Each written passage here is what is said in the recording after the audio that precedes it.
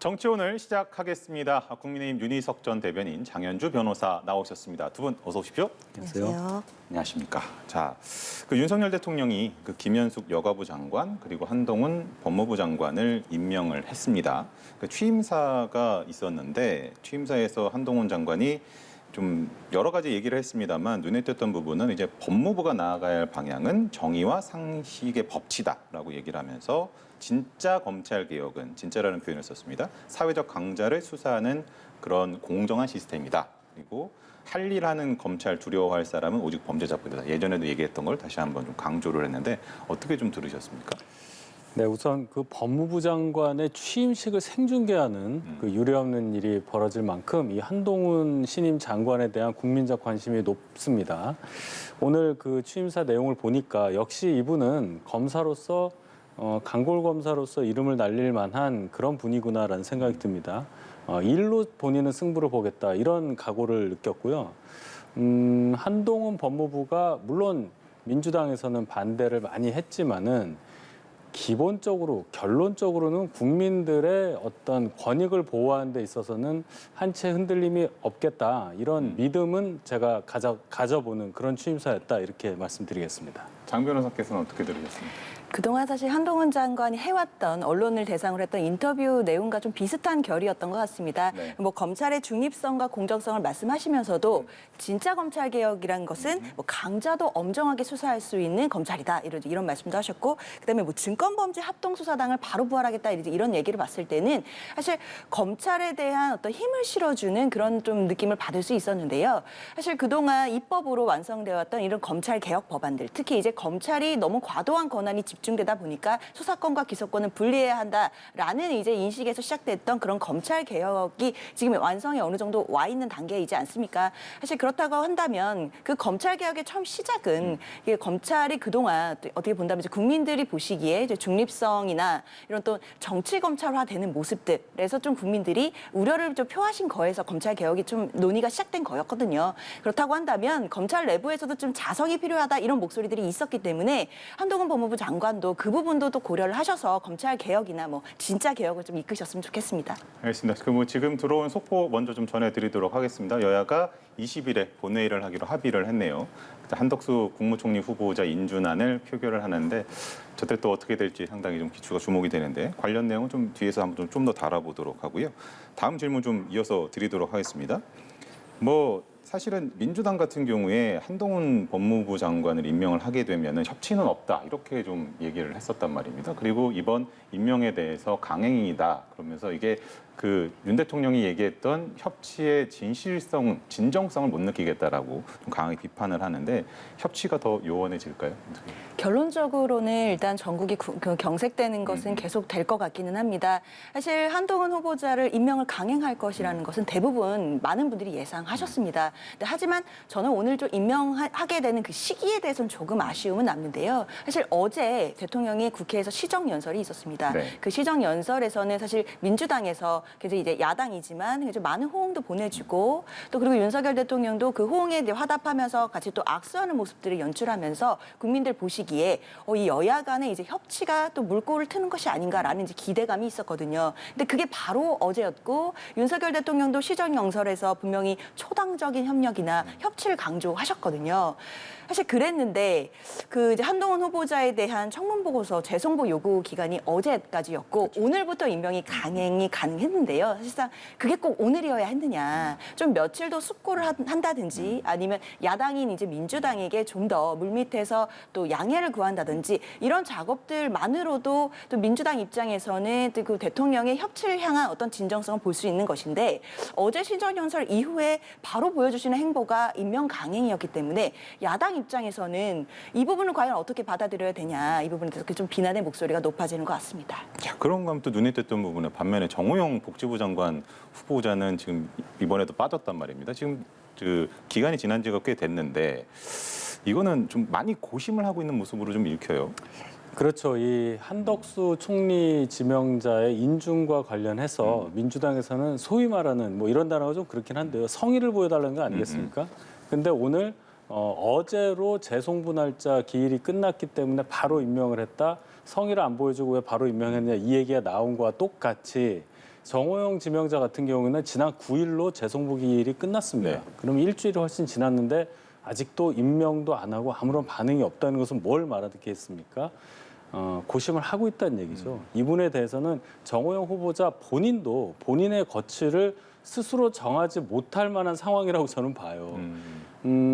어떤 면에서 보면 정치적인 거래라고 생각할 수도 있는데 어쨌든 여야가 뭔가를 하기 위해서는 아무리 새 정부 출범이라고 하더라도 뭔가 야당에서 극렬하게 반대하는 또 국민이 납득할 만한 수준의 어떤 결격 사유가 있다고 판단이 된다면 그거를 강행하기는 어려울 겁니다. 대통령 입장에서도. 따라서 정호영 후보자 관련한 인사 강행 여부는 지금 20일에 인준투표, 총리 네네. 인준투표에 있으니까 며칠 안 남아서 결정이 되리라 이렇게 생각합니다. 자, 그러니까 사실 뭐 말씀해 주셨습니다만 그 정호영 장관 후보자에 대해서 고심하는 것이 사실은 한덕수 국무총리가 이제 되기 위해서는 결국엔 국회 인준이 필수적이기 때문에 그 부분이랑 엮여 있는 고차 방정식일 텐데 뭐 강대치가 계속 심화될 것으로도 전망을 해주셨고 이게 인준에 그때 표결을 하겠습니다만 이게 어떻게 좀 결과를 전망을 좀 해야 될까요?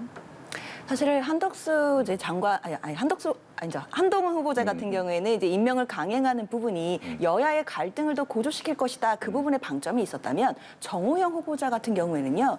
여야 간의 갈등 국면보다는 국민적인 반감이 크시다는 거 그 부분에서 좀 차이가 있을 것입니다. 그래서 윤석열 대통령도 많이 고심을 하시는 것 같고요. 아무래도 정호영 후보자를 강행하게 됐을 때는 야당의 반대 뭐 이런 것보다는 국민적인 잣대에 맞느냐 이 부분 때문에 윤석열 대통령이 이제 대통령까지 오르시면서 그 명분이었던 공정과 상식에 맞느냐 그 공정과 상식이라는 가치를 흔들 수 있다는 정치적인 부담이 있거든요. 사실 그렇다면 사실 한동훈 후보자의 경우와는 좀 완전히 다른 상황이기 때문에 이 부분은 뭐 한덕수 총리 후보자를 인준하는 것과 뭐 연계될 가능성도 없고요. 이건 국민적 정서가 매우 안 좋은 부분이기 때문에 이건 좀 시간이 걸리더라도 자진 사퇴 또는 뭐 철회로 좀 입장을 좀 가져가셔야 되는 게 아닌가 이런 생각이 듭니다. 20일에 부결될까요? 이거는 뭐 의총을 좀 거쳐보고 해봐야겠지만 사실 부결될 가능성도 있지만 뭐 또 인준을 할 가능성도 열려 있다고 봅니다. 그 기간이 아직까지 며칠 남아있기 때문에요. 뭐 민주당 입장에서는 뭐 야당이 답을 정해놓고 무조건 부결하겠다 이런 입장도 사실은 국민들 보시기에 말이 안 되는 입장입니다. 그렇게 뭐 무조건 발목 잡겠다 이런 프레임은 절대 아니고요. 다만 이제 20일까지 시간이 좀 남아 있으니까요. 그때까지 또 이제 윤석열 대통령과 윤석열 정부 그리고 국민의힘과의 관계에서 어떤 또 이제 논의들이 있을지 그것들을 또 지켜본 후에 이제 의총을 거쳐서 아마 결정이 될 것으로 보입니다. 근데 지금 정호영 후보자 같은 경우는 국민의힘 내부에서도 비판의 목소리가 높고 이게 제 기억에 보통 이런 경우에 후보자 스스로 이제 뭐 그 대통령의 국정 운영에 부담이 되지 않기 위해서 뭐 결단을 했다 뭐 이렇게 좀 많이들 나왔었던 것 같은데 그게 안 되는 이유는 좀 어떻게 좀 그래서 제가 아까 본인도 본인 그러니까요. 스스로 진퇴를 결정할 수 없는 상황이다라고 하는 게 본인의 거취 여부와 한덕수 총리 지명자의 인준 투표가 연계돼 있다고 볼 수밖에 없기 때문입니다. 지금 장현주 변호사께서는 아니라고 말씀을 하시지만 정치 현실상 그것을 부인하기는 어려울 것입니다. 그래서 저는 20일에 있기로 한 이 인준 투표의 결과에 대해서 생각보다는 좀 낙관적으로 보고 싶습니다. 왜냐하면 첫 정부, 새 정부의 첫 총리라는 것도 있겠지만 지방선거 앞두고 있는 상황에서 총리 인준에 대해서 이렇게 오래 끌고 안 해준다고 할 경우에 민주당이 야당으로서 가질 부담은 엄청나다고 저는 봅니다. 그럼 여러 가지를 생각해야 돼요. 만약에 인준이 부결이 돼요? 그럼 새 총리를 또 옹립을 해야 됩니다. 네. 그 과정은 또 어떻게 진행될까요? 그 시간이 지날수록 비난은 거대 야당이 받을 수밖에 없기 때문에 제 생각에는 한덕수 총리 인준 투표 결과는 좀 낙관적으로 보고 싶습니다. 20일 오후 2시에 이제 본회의가 열릴 테니까 그때까지 뭐 여야가 또 치열하게 또 머리를 맞대고 또 해법을 잘 모색을 했으면 좋겠다라는 생각을 가져보고요. 다음 주제로 좀 넘어가 보겠습니다.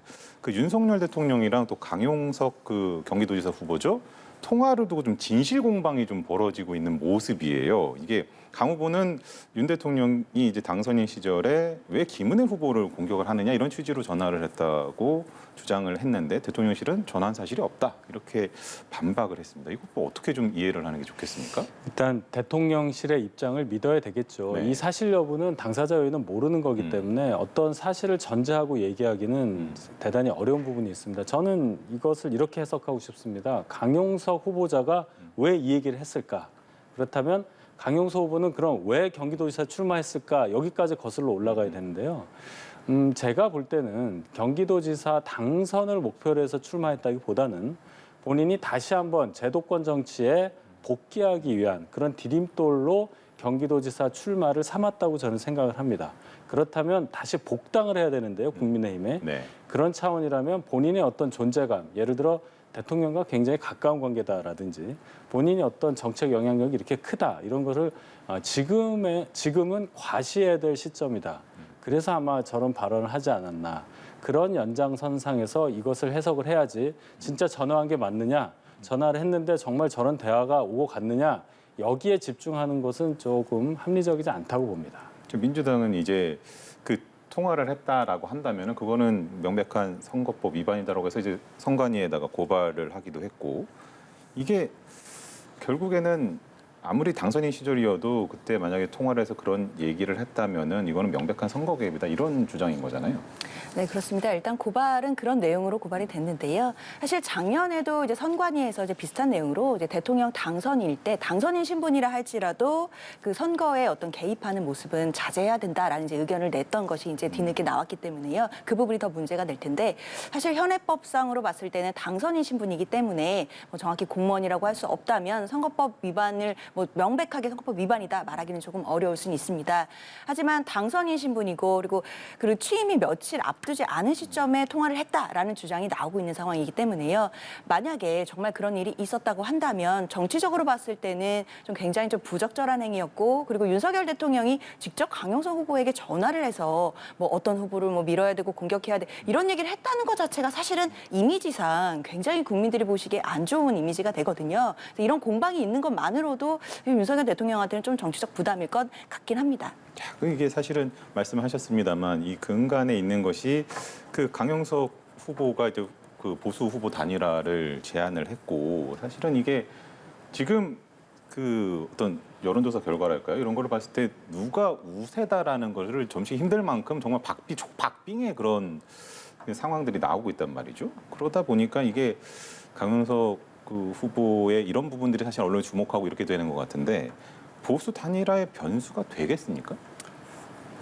지금 김은혜, 김동연 두 분이 완전히 박빙으로 이렇게 네. 치열하게 경쟁하는 가운데 한 5% 정도 득표 가능한 강용석 후보의 존재가 굉장히 중요해졌습니다. 근데 이 부분에 대해서 이제 그러면은 김은혜 후보랑 단일화하면 되지 않느냐 이런 얘기가 많은데 하태경 의원이 어제 아주 정확하게 말씀하셨어요. 협상에 의한 단일화는 안 된다. 그 얘기는 뭐냐면 국민의힘이 추구하는 가치와 강용석 후보가 갖고 있는 어떤 이미지 또 강용석 후보가 얻고자 하는 어떤 목표 이런 것들이 많이 다릅니다. 그래서 유권자들께 드릴 어떤 영향이 긍정적인 영향, 즉 강용석 후보의 5%가 김은혜 후보에게 간다라기보다는 또 다른 역풍이 불 가능성이 크단 말이죠. 그래서 이것은 단일화라기보다는 저희가 바라건대 강용석 후보가 본인으로 인해서 김은혜 후보가 낙선될 수 있다는 가능성, 그것은 본인도 원하지 않는다고 보기 때문에 강용석 후보 스스로가 현명한 판단을 내리셔야 할 시점이 점점 다가오고 있지 않느냐, 이 정도로 정리해보고 싶습니다. 추가로 하나 좀 질문을 드려보면은 사실 그 이준석 대표 같은 경우도 강용석 후보를 대통령 선거 개입 의혹을 제기한 세력이다 이렇게 얘기를 하면서 사실은 이제 단일화를 검토할 이유가 없다 이런 식으로 좀 강하게 얘기를 하고 있는데 단일화를 해서는 안 된다는 쪽으로 국민의힘 내부적으로 좀 의견이 많이 모이고 있는 상황인 건가요? 방금 말씀드렸지만 뭐 하면 안 된다 이런 단정적인 얘기보다는 단일화라는 것이 이렇게 될 경우에 국민들이 어떻게 보시겠느냐를 저희는 신경을 써야 한다는 거죠. 다분히 선거 정치적 거래로 그렇죠. 볼수 있다는 그것이 국민 여러분들이 저희를 바라보는 기대 심리에 굉장히 역행한다고 보고 있습니다. 따라서 어떤 가치가 맞아서 단일화를 한다는 게 아니기 때문에 이 부분에 대해서 저희가 굉장히 신중하게 접근해야 된다. 이런 의사표시로 해석하고 싶습니다. 민주당에서는 좀 어떤 식으로 바라보고 있습니까, 이걸? 사실 뭐 언론에서는 이제 강용석 딜레마다 이제 이렇게 표현하시더라고요. 그 단일화를 안 하자니 그 강용석 후보의 그 지지율이 아쉬울 것이고 네. 하자니 하고 나서 오히려 중도층 표심을 잃게 될 수도 있다라는 이제 우려가 이제 섞여 있는 것 같습니다. 물론 이제 강용석 후보에 대해서 국민의힘 쪽은 같이 갈 수 없는 분이다 뭐 이런 얘기들도 나오곤 있긴 하지만 이미 서울시당에서는 이제 복당을 한번 받아준 전력이 있고요. 물론 이제 최고위원회에서 복당이 이제 허용이 안 돼서 그 바람에 또 이준석 당대표와 또 갈등을 또 겪은 바 있습니다. 사실 강영석 후보는 앞으로도 계속 국민의힘 쪽에 이제 문을 두드릴 것으로 이제 보이고 이제 말씀 주신 것처럼 이제 제도권 정치로 다시 복귀하기 위한 노력을 계속 하실 것 같은데요. 이번에도 단일화 논쟁은 이제 이 선거 끝까지 계속될 것 같고 그 자체만으로도 김은혜 후보에게도 많은 부담이 될 것 같습니다. 자, 이제 다음 주제로 또 넘어가서 내일 이제 5.18 민주화운동 기념식이 있는데 그 윤석열 대통령께서 이제 뭐 국민의힘 의원 전원이 좀 동참을 했으면 좋겠다. 그리고 또 장관들도 함께하고 청와대 참모들도 내려가고 또 이물위한 행진곡까지 등창을 할 것으로 좀 알려지기도 했고요.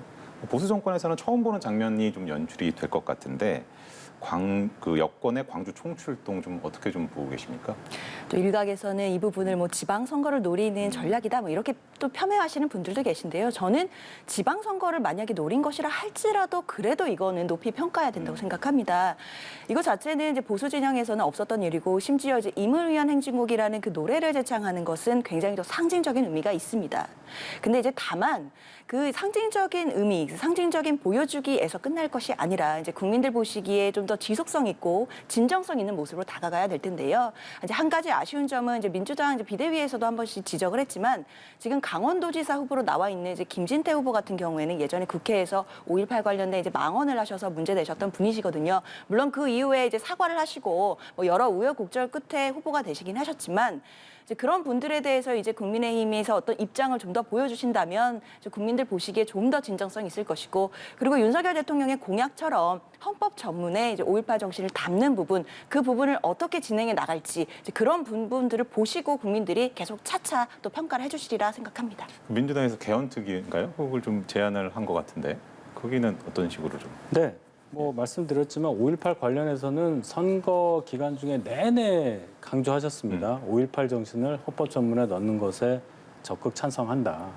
그러면 당연히 개헌특위가 만약에 설치가 될 경우에 네. 그 부분부터 당연히 호응을 하고 해야죠. 이 내일 그 광주를 이 내각 그리고 청와대 비서관들, 수석비서관들과 같이 방문을 한다는 것은 굉장히 큰 의미가 있습니다.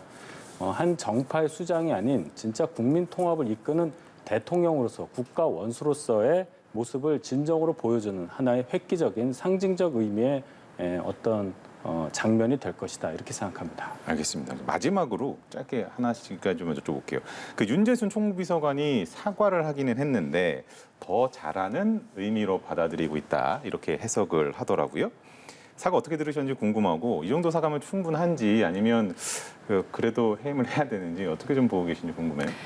국민 여러분들께서 다 판단을 하시겠지만요. 그 잘하라는 의미로 받아들이겠다. 그러니까 어떤 국민께서 잘하라는 말씀을 해주셨는지는 잘 모르겠습니다. 그러니까 국민들이 이제 요구하시는 이제 눈높이는 이런 이제 정치권에서 벌어지는 이제 성비위 사건 그리고 성비위 전력에 있는 사람들이 과연 그렇게 고위공무원의 자리에 오를 수 있느냐. 그것도 총무비서관이라고 한다면 그 대통령 비서실의 어떤 살림을 책임지는 이제 그런 살림꾼의 역할을 하거든요. 근데 그런 분이 그런 성비위 사건에 이제 2번이나 연루가 됐었다는 거 그런 부분을 과연 국민들이 받아들일 수 있느냐 이런 부분인데요. 근데 단순히 사과를 하고 잘하라는 의미로 이제 본인이 받아들이시겠다는 것은 사실 저는 그 발언만으로도 윤석열 대통령이나 윤석열 정부에 좀 부담이 되는 좀 인사가 아닌가 이런 생각이 듭니다. 이준석 대표는 어제인가요? 그 뭐 이제 탁현민 전 비서관 사례를 들면서 뭐 사과는 해야 되지만 그래도 뭐 일하는 데는 문제가 없지 않냐 이런 식으로 얘기를 한 것 같고요.